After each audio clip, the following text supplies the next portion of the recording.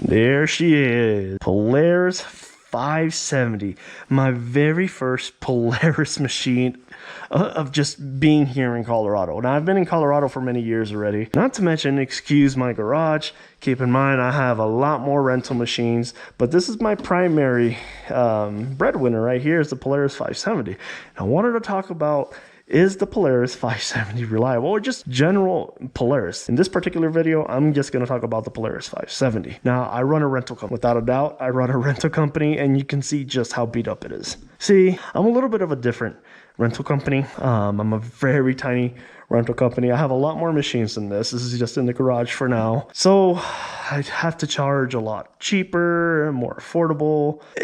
I'm gonna make videos, separate videos of my rental company and my rental progress in case anybody's just honestly interested. But without a doubt, as you can tell, this machine's already been flipped quite a few times. The point of this video is not to talk crap about the Polaris 570 and the rentals and all the stuff that it's been through, but essentially to talk about, is the Polaris 570 reliable? Now, before we talk about reliability, let's talk about what it's been through. Now, I'm not gonna lie, this Polaris 570 already, I'm gonna just guess that it's been flipped maybe 6 or 7 times already. How do I know that? Well, crack right here, and these are all new. Every time when a customer comes back, it's a brand new crack somewhere. I mean, you got this stuff right here, you got all these scarring right here, you got this crack, which is fairly new. Actually, the newest crack to the addition, I think it's this one.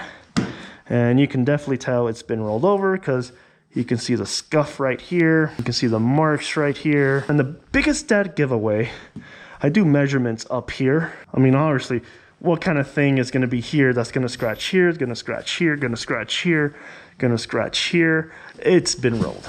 It's been rolled. And every so often, it gets bigger, it gets bigger, it gets deeper. So those are your tall tale signs that it's been rolled over. And of course, the deep gouges right here. Now that you guys know that it's been through a lot of abuse, like this little Frankenstein kind of seat right here. Now that you know that it's been through some serious abuse. Here's another crack right there. Is the Polaris 570 reliable? I've owned this machine for 7 years. Let's check the mileage on it. 4,128 miles. This is the major issue that it has right now. Hold the brakes, whoops. Oh, it started up. So it's getting a little bit harder to start up the machine. So I'm guessing it's the fuel pump filter or probably the spark plug. Or it could very well be valves needs to be adjusted or something simple like that. But as far as the Polaris 570, through all the abuse that it's been through, I haven't had any major issue. The power steering has been really good. Keep in mind, I've had this for 7 years. My rentals, people who are renting the machine, they're abusing the crap out of this machine. I mean, you can already tell, obviously. It's very abused.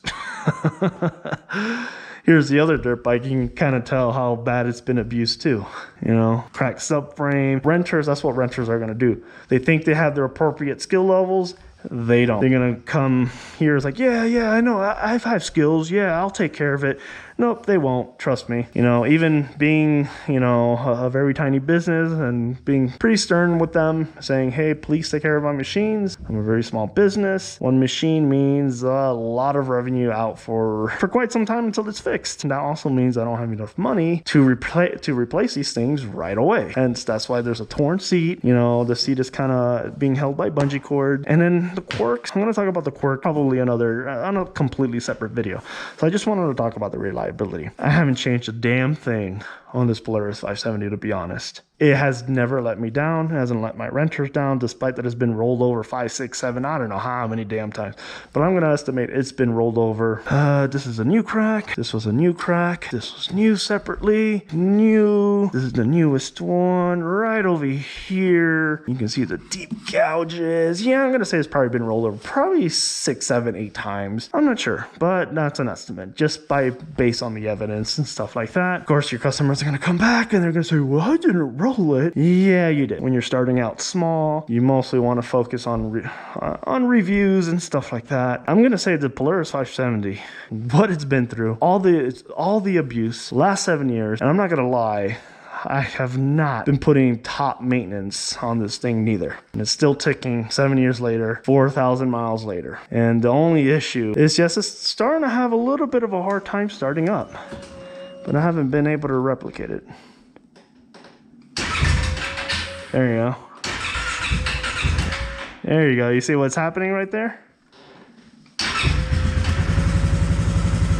Now the trick is, this would work. Once it starts, it won't shut off on you.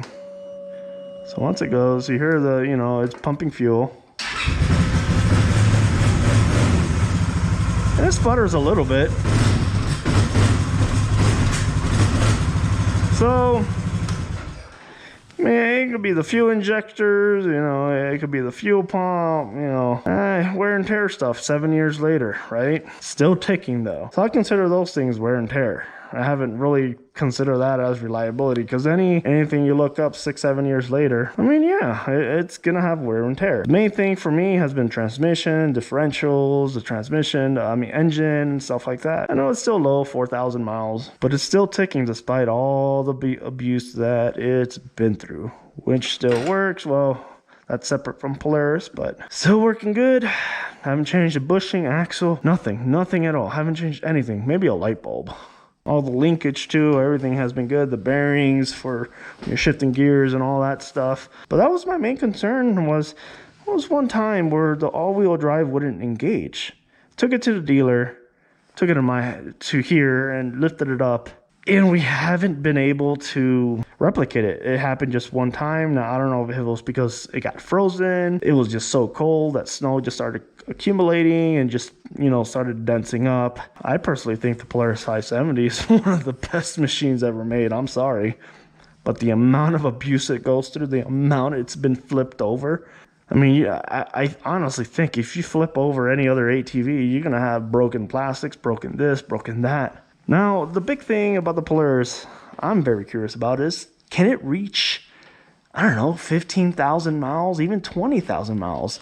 You know, I was thinking about selling it once it reached 6,000 miles. But hey, I'm more of like, I wonder if it could reach 15, 20,000 miles. So I'm actually considering pushing this to its limits. Obviously, if it just starts giving me so many problems where it's affecting my rentals, and then, yeah, I'm just going to call it quits, sell it as is, probably for like $3,000 or something like that, and then go from there. But go ahead and subscribe, hit that bell button. I got other machines I would like to review, like the CF Moto and stuff like that, and other Polaris, like the Polaris 450, my rental business, how it's going, and see how long the Polaris 570 can last. You know, I'm very curious to see if it can reach 15,000 miles.